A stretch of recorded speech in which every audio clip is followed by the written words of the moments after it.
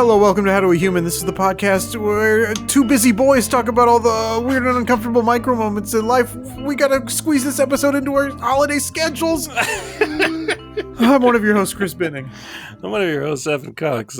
Before you started, I took a drink of water and was not expecting you to slam through that intro. That scared me. You gotta be prepared. You never know when the podcast is gonna throw to you. Yeah, gotta always be ready. Evan, how you doing? See you through it again. Shit. This is all happening so fast. I'm not prepared. Listen, I did have an adventure recently, and not the kind of adventure I like. Okay. You might remember. Was it an adventure in babysitting? Not this time. That's coming up. Was it an adventure of Tintin? I'm really racking my brain to think of Other movies that have adventures in there, and like it seems like a word that is certain Buckaroo to be Banzai? in multiple. Are those adventures? The Adventures of Buckaroo Banzai? I don't know. I You know might that have there's. adventures. I know there's like a Winnie the Pooh movie that has adventure in the title. I like. Although, you know what? It might not be. It might just be The Search for Christopher Robin. Yeah. This sucks. This sucks. I hate this. Adventure Brothers? Yeah, that counts. Kind of works. Hit us up. Adventure Astra? That works. Hit us up with your favorite adventure movies. Movies with adventure in the title. Yeah, don't bring any of the... Romancing the Stone. Yeah, keep your Pirates of the Caribbean out of here. I'll have to think on that. There's probably other adventure movies I'm aware of. Man, the way the shelf is turned, what would have adventure in the title is like right here, facing away from camera, so I can't see it. Here's a thought though: Adventures in Babysitting, Adventures in Tintin. I haven't seen either of these movies. I just said Adventures in Tintin. That's a different movie. That's different. That's on a different site. Yeah, don't show that to the kids. Maybe I haven't seen any movies that start with adventure. I've never seen Adventures of Buckaroo Banzai. Have I ever seen an adventure movie? Movies with adventure in the title. We're going to look it up right now. AI. This is your moment. That's true. Adventures of Tintin comes up first. The Adventures of Baron Munchausen. I have seen The Adventures of Baron Munchausen. Terry Gilliam. Classic. There's a lot of there's a Sherlock Holmes, The Adventures of Sherlock Holmes, The Adventures of Huck Finn, The Adventures of Robin Hood. These are largely different. Hang on. Here we go. Ladies and gentlemen, we got them. The Adventures of Winnie the Pooh. The Many Adventures, rather. And yes, Buckaroo Banzai does show up on Ranker.com. Thanks, Ranker. What if we changed movie titles to have adventures in them? Like There Will Be Blood, The Adventures of Daniel Plainview. Really changes the vibe. It does change the vibe. Adventures. Put a Howard Shore score underneath it. I'm not here to talk about adventures. I am, but my adventures. We got to get to this. This is important. All right. Yeah. I got an axe to grind. I mentioned a while back, both of us had to spend unfortunate amounts of money very suddenly. Mine for my dog's rank ass teeth. Which had to come out, which costs like $2,000. I mean, I don't remember if I mentioned this on the podcast. I have pet insurance through my work. And by that, I mean I pay for it through my work. I don't get it for free, unfortunately. So the way my pet insurance works, and it's a big company. We're not slacking around. It's nationwide. I have nationwide pet insurance. And I think what I'm about to complain about is probably an issue across most to all insurance companies. So fuck you all. Okay, because Nationwide is famously on your side, but it sounds like this story That's what I might hear. dispute that claim a little bit. I don't think they are on our side. Probably not on your side at all if you don't have it. That's true. Nationwide is my enemy. Firmly on the other side. Nationwide hates my guts. So the way my insurance works is if I like recently my dog had her scratch on her eye, and we had to go in, get some eye drops, checked it out. They charge like $500 or whatever whatever it comes to for that session, and then you give that claim to your insurance. They pay 80% of it, which is helpful. So I had to pay $2,000. I'm like, well, I'm sending in that claim immediately because guess what? I don't have $2,000. So I send it, and they come back to me with, we're not covering shit. We're not covering any of that. And so I had to look through, and I looked through all the paperwork, and it's like, they are right. They do not cover, they say it up front, they don't cover regular dental cleaning, but also periodontal disease, which is what my dog has in her teeth, because it's super common. All small dogs get periodontal disease and have to have their teeth pulled at some point. So they just say they don't cover it. It's shitty, but it's business, whatever. But part of that was they had to put her under they had to do an x-ray because she has a heart murmur. And so the x-ray costs like $300-$400.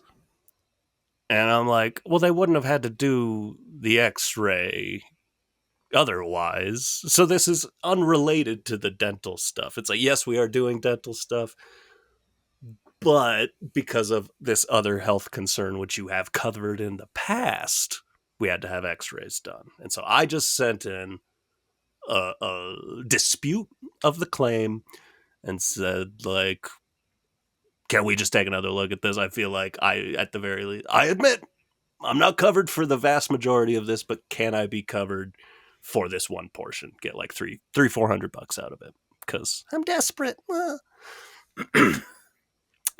So a bunch of time passes, because of course it does. It takes as long as possible. And they send me a letter, because again, they want to take as long as possible. I get a letter in the mail that says, we received your claim. Keep an eye out. Another couple of weeks go by, I receive another letter in the mail. We've been trying to get information from your vet, but they won't send it to us. We need a detailed report of all your vet visits from October forward. Can you fax it to us? No. Okay. But I'm like, certainly my vet can. Let me call Nationwide is out of touch. I call my vet, and they're just like, we don't send faxes. Can we send an email? Did they give you an email? I'm like, no, it's a completely different department. I can't just send it to Nationwide. I mean, I should be able to, and they would just forward it, but it seems like they're assholes and don't want to do that. It seems like they're really relying on the fact that people aren't going to go through with sending faxes if their vet won't send faxes. But correct. I'm not most people. So I'm like, I'm going to send some faxes. I can do this. I'm like, maybe the library has a fax machine. Certainly they would. So I went there. I'm like, regardless if they're requiring a fucking fax, I have to print stuff out, which sucks. So I print out, it's 24 pages, this whole record, $2.40. That's fine. I've got my papers. I asked, do you have a fax machine? It's a no. There's a print and fax shop down in Twin Peaks. Whoa. Been Spooky. There. I know. Gotta look out for Kyle MacLachlan. He's coming for you. I've seen Twin Peaks. Funny thing is I have. Anyways. That is very funny. It's super funny. That is very funny that you have, in fact, seen Twin Peaks. It is. It's funny to me. It's an inside joke. I hear you say this... Kyle MacLachlan, and I'm like, what? Oh? Orson Hodge from Desperate Housewives? That's the guy. Or his role from the Flintstones. Trey McDougal from Sex and the City? That's the guy. Riley's dad from Inside Out? I did not know. What are some other Kyle MacLachlan movies I can throw in? I said the here? Flintstones movie. I haven't seen it. Leave me alone. You haven't seen the Flintstones movie? That's a crime. You fix that right up. you got a trip coming up. I see a family viewing of the Flintstones movie. Anyways, I go to this print and copy shop. And I'm like, do you guys have a fax machine? And they're like, yeah, it's what we do.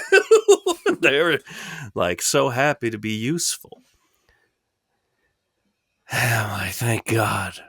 Oh, and they start walking back to the fax machine, and like over her shoulders, like, it's $2 a page. Like, ma'am, you tell me it's going to cost about $50 to send these faxes to something I can almost guarantee they're just going to say no to and give me no money back. I had to just be like, oh no, that's certainly not worth it. And she was like, okay, they were totally understanding, but she was like, and not trying to be confrontational here, but just letting you know, that is easily the best price you're going to find. And she was just like, nobody faxes anymore. So any company like us that does offer faxes, this is just the going rate now. It's like $2, $3, $5 a page. Insurance companies, you're doing this on purpose. Fuck you. You're the worst. You're the absolute worst. I hate it. I found an app. iPhone to fax. I was like, all right, maybe we can do this. I don't know if they'll accept it, but according to the app and the reviews, this should work. And I go through and I had to manually scan. This is the idiocy of I had these files in my phone, but I have to print them out and then scan them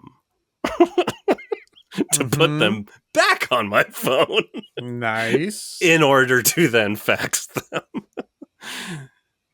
Dumb. The dumbest shit in the world. So I'm scanning every individual page 24 different times, and I go to send it off, and it's like, hey, not so fucking fast. That's gonna cost you. That's gonna cost you. That's a paddling. That's a paddling. $9.99 per week subscription.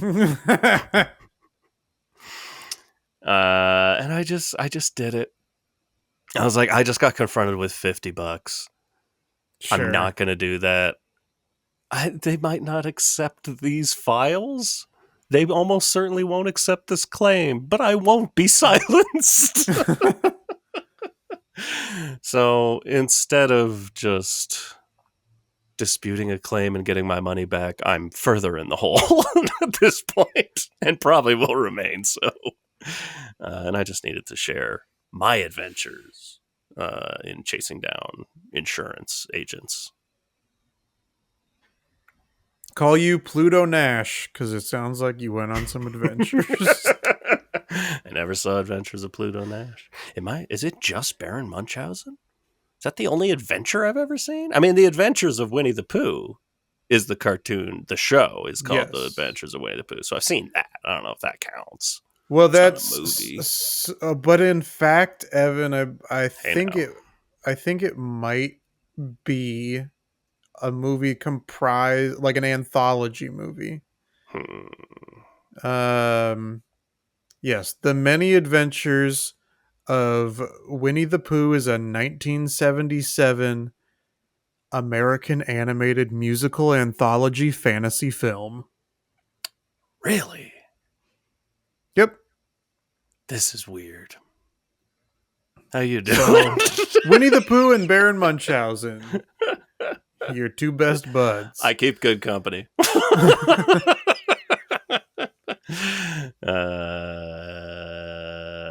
I don't know. To answer your other question of yes. how I'm doing, Please. I'm doing okay. This is not much of a story so much as it's like kind of just a general awkward thing to tie into the thesis of our podcast that we abandoned so long ago. The past couple weekends, I've had some social engagements. I went to a barbecue one weekend. I went to return to another Dungeons and Dragons experience the other weekend. Both of these times, there are, people that I've seen several times before. And then there will be like one or two people I've never met before who will be there and, maybe we'll have a tiny bit of interaction, but not much. Yeah. But when they are ready to leave, they want to hug everyone, including me, a person they've barely met and barely spoken to. Okay. And I think that's weird. Why do you want to hug me? We don't know each other. I mean, but at the same time, on an it's adventure together. I guess, but I don't know, something about it. Like, I'm not much of a hugging person, I guess. Like, I'm definitely not one to initiate a hug 9 times out of 10. Yeah. And so, I'm not pulling a Jerry Seinfeld to Kesha on the red carpet and refusing a hug. Certainly but, or maybe that's Larry David instead of Jerry Seinfeld. I don't remember. But it was Jerry Seinfeld. I think it was too. And it was still at a point where I was like, no, he's, whatever. He was cranky. He's probably still a good guy. I don't really feel that way anymore. Yeah. The legacy of his show. It's gotten complicated. Goddamn, George and Elaine are out here thriving. But anyway, yeah, I also, like, I can understand from their perspective going around and hugging every single other person at the party. Oh, yeah. And not hugging me. That'd be weird for them. So, like, I do understand it. Yeah. I just, as someone who's not this prolific hug machine, he's just a hug machine. I don't get it. And there is like always a moment where I'm like, are you sure this hug is for me? Like, it's like when you see somebody wave and you're like, I don't know if they're waving to me. Somebody coming in, arms outstretched. I'm like, is somebody behind me ready to get hugged? You duck. Oh shit. Sorry, I was in the way. Yeah, I guess, it's not much of a story, but it is something that happened to me kind of multiple times recently and was just thrown a little bit. I don't know. Have you ever had this experience, or am I completely unique, one of a kind? One of a kind, never happened to anybody before. Did a car just turn its headlights on you? There is the sun is hitting the back windshield of something parked nearby, and so it is very sudden. It is just pointed straight at my face through the window, and now if other cars drive by, it'll be briefly interrupted before fantastic coming right back at me. We're recording at a different time than normal. I told you we're rushing through to get our holiday schedules figured out. Gobble gobble to you listeners, as this is the week of Thanksgiving. Oh yeah, it is. Gobble gobble. Gobble Gobble up. gobble. Gobble up these episodes. I That's a tough one for me. I feel like hugging. This is gonna sound so alien. I feel like hugging is a culture I've adapted. I was never a natural hugger, but people kept hugging me. Yeah. And at a certain point, I felt the need to conform to society or just like convince myself, like, yeah, just hug people. What's the worst that can happen? And this is it. This is the worst that can happen is Yeah. you make Chris uncomfortable. But I've been on, I'd say, both sides of this conundrum, and I have been in. It is an uncomfortable situation to go down a line of people that you love and know well, and you hug everybody, and then there's Steve. You're like, I mean, it's been a fine 45 minutes. We've known each other. I always just go for the hug. I go for a like open up the arms with like a and if they want to deny Are we me doing a this hug, thing? Yeah. yeah, exactly. If they want to deny me a hug, I'll never forget and I'll never forgive. Yeah. But I leave it in their court. Come, I do say come to Papa. I don't know if that's pushing things a little too far in one direction, but so did Harry Styles. I was gonna say it's fun to get to that too. Would it have felt different if it was Harry Styles going around hugging everyone and then he came to you? Would you want that hug? We don't have I feel to like get you'd too... feel really bad if Harry Styles chose to not hug you because he didn't know you very well.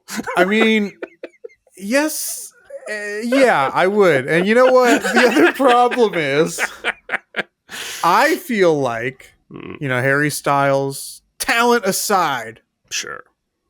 is somebody who likes attention. Mm-hmm. And then to be like, this guy who loves attention refuses to hug me. That'd be rough. That's a double punch. I don't care for that. Yeah. But what if he knew and he was respecting that he just could read it in your eyes? This guy's not a hugger. He's not one of us. Yeah, okay, the four remaining members of One Direction. Rank them in order of who I'd be most offended doesn't hug me. It's so sad. I completely forgot there was a dead member of One Direction. There is one who that is bleak. Passed away. We got Niall. Yeah, I think we got Lewis. No, yes. R.I.P. Okay, no, I believe, and maybe I'm wrong, but I believe Liam has passed. Okay, and Lewis or Louis, I've never heard him pronounce it, so I don't know which way he. I don't know how he prefers to be called. And then Zayn is number 4. So I think I'm most upset if Harry Styles does not hug me, and that's because I think Harry Styles is somebody who would want to hug everyone. So it feels like less of an acknowledgement that he and I don't know each other as much as it feels like a slight that he's changing his personality to shun me from a hug that I don't even want. But so he goes, I'm most offended. Number 1. Okay. I'm going to say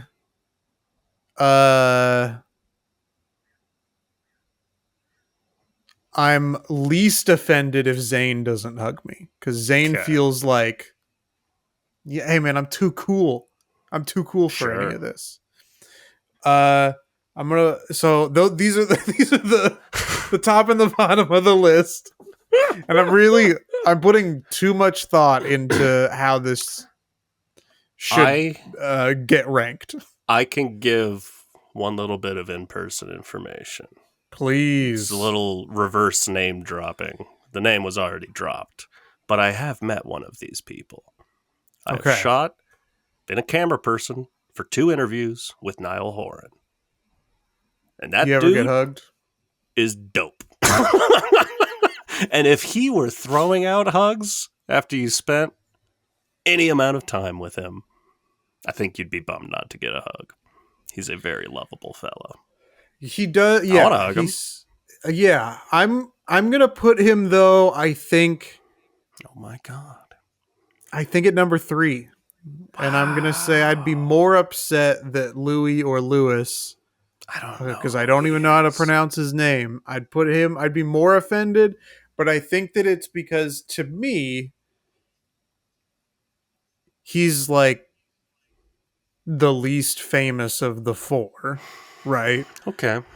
And so using that logic, like the other 3, maybe they're like, hey, I gotta hug everybody because everybody, thinks of me as a famous guy.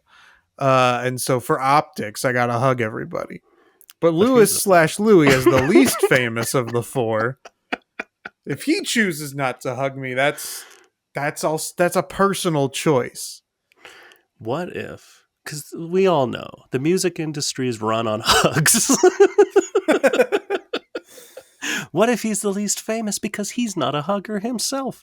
And then you're setting yourself up for disappointment. Sure. He's not going around like the rest of them, hugging all these executives, hugging his way to the top, hugging his way onto The Voice.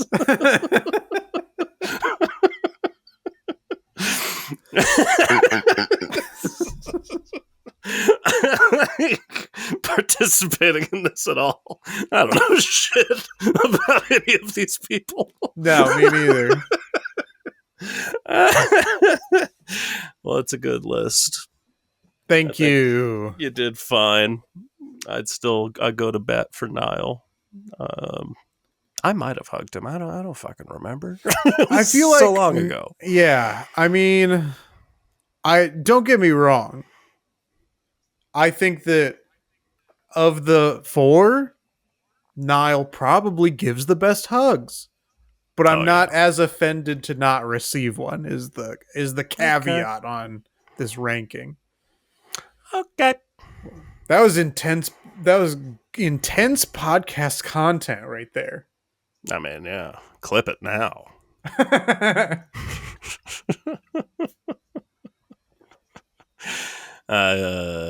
If you want more intense podcast content, it's coming right now. We're going to take a quiz. It's so true. The last time we took a quiz, if you'll recall, I won't. The score 44 in favor of me, 39 for Evan. Not in my favor. Correct. Or is 39 in favor of me? 39. It's on Feeling my side. fine? More than nationwide. You are 5 points away from me. Do you think that you can get 5 and I can get 0? Yes. Let's find out. Question number 1. Let's go. On Friends, which main character worked for several years as a buyer at Ralph Lauren? What is this? Phoebe Jared and Buffet, Joey's podcast? Rachel Green, Monica Geller, or Chandler Bing? I do know the answer to this, for better or worse. I think I know the answer, but I don't. Here's the thing, is I don't know what a buyer is. I exclusively know what a buyer is because of Friends. Okay. It's a weird thing where like then I'm gonna have to just go with my instinct and assume it's not a trick question. Could be, because it feels like if one of these characters said, or like obviously the answer is not Ross because he's not an option, but let's say Ross was like someone who worked at Ralph Lauren. I could see any of these 4 characters being like, Oh yeah, I have been a buyer at Ralph Lauren for years, and then the audience laughs. So I think I know my answer, and it sounds like I'm the less confident, so I will Yeah, answer first and log it in. say Rachel. That sucks. Me too. All right. I knew she worked in fashion, so that helped. Rachel was correct. We both get that correct. And now I can't get 5 and you get 0. The dream is It's dead. true. It's over. Call it quits. Someone who handles delicate situations awkwardly is said to act like a bull in a what? This is easy. A bull in a glass store? A bull in a museum? A bull in a china shop? Or a bull in an antique market? I feel like I shouldn't have read them out that way, because if you didn't know, maybe I helped. I feel pretty confident that I know the answer to this. All right.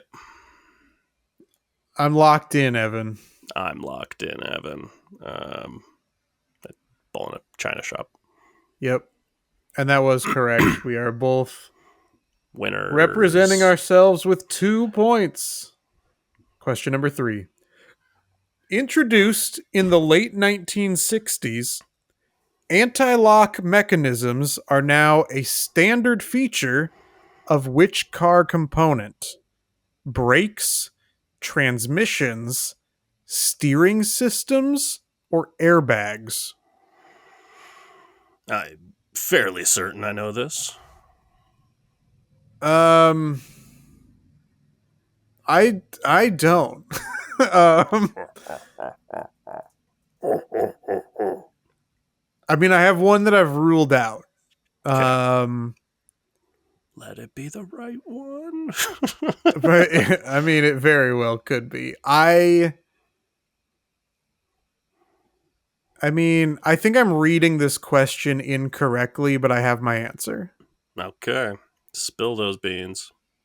I'm saying airbags. I'm saying, as we're getting ready for one on Thanksgiving, brakes. Yeah, that was the other one I was looking at. Brakes was correct. Yeah. I Due was to its reading it history. more as like which of those 4 things was maybe introduced in the 60s. And I was like, certainly cars had brakes. That's not the one I ruled out first, though. I ruled out transmission first. I started reading this question and then realized it sounded like I said, due to its history, which is disrespectful.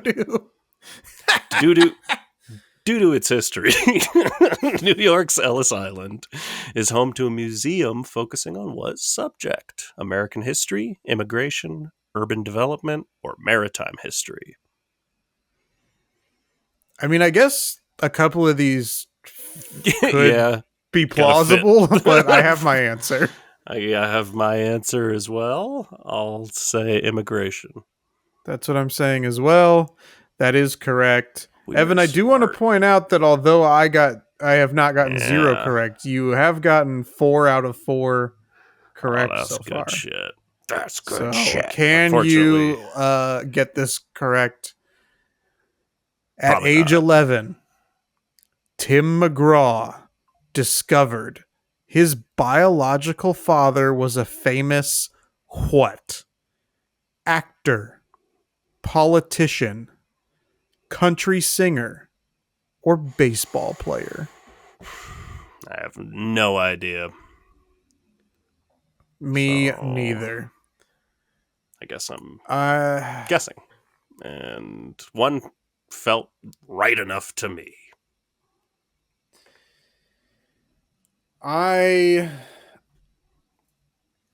Yeah, I'll probably just get it wrong, but I have my answer. I'm going to say baseball player. Saying actor. Okay, it's probably country. Baseball player was correct. Evan goes 5 for 5.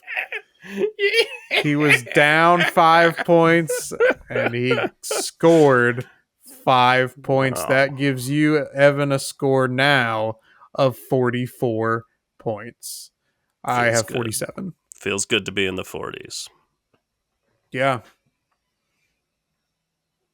Said no one in World War II. Evan, pop quiz. When Nope. did Pearl Harbor take place? I don't know. June 7th, 1942. I believe all three, month, date, and year, all incorrect in that answer. December 8th, 1945. It's definitely December. I believe December 1941, but I can't. I'm going to say 9th. All right, we got to look it up. Gotta do it. Let's see. We constantly have to ask ourselves this question because we are constantly getting it incorrect. Yes, for people who are not longtime listeners, and if this feels random. Okay. These are I dates that don't apologize stick in to my you, head. Evan.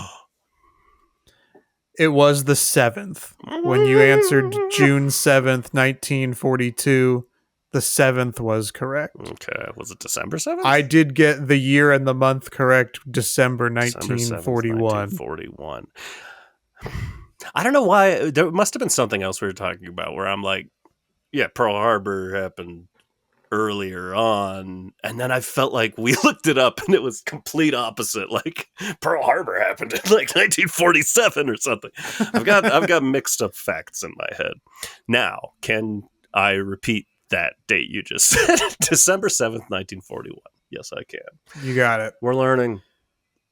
We've had over 300 episodes of this podcast, and we first brought this up probably 200 episodes ago.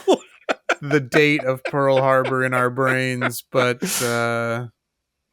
maybe in another 300 episodes we'll get it right. Maybe. Who could say? I could say. I don't think we'll have 300 more episodes. Yeah, of this. probably not. Okay. Bye. Okay, bye.